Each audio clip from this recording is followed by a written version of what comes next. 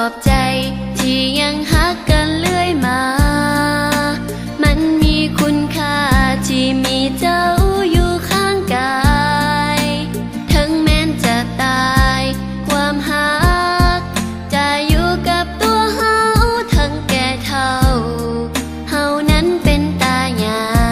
ยเคยน้อยใจเป็นบางครั้ง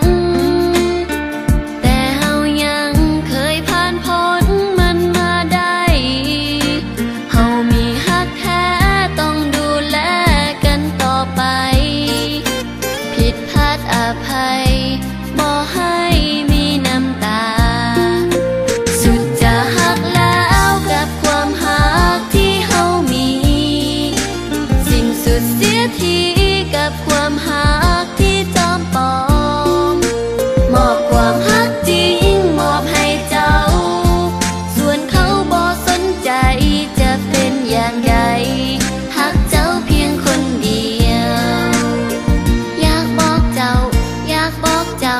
ว่าคิดถึงเจ้าหูบอกอยากจะขอเพียงขอบใจที่ยังฮักกันเสมอมาอยากขอบใจที่ยังฮักกันเรื่อยมามันมีคุณค่าที่มีเจ้าอยู่ข้างกาย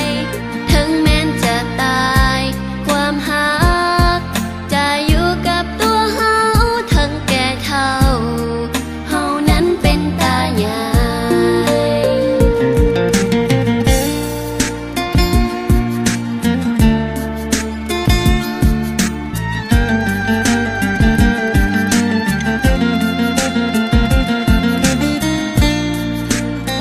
เคยน้อยใจ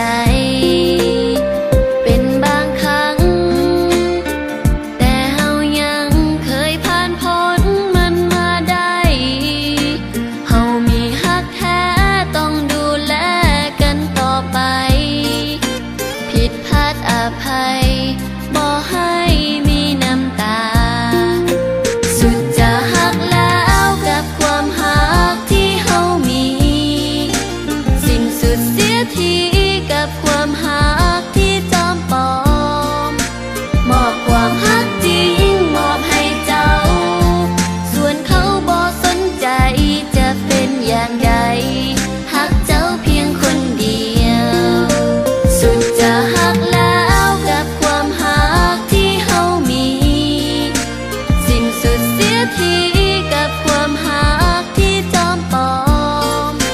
มอบความฮักจริงมอบให้เจ้าส่วนเขาบ่สนใจจะเป็นอย่างไร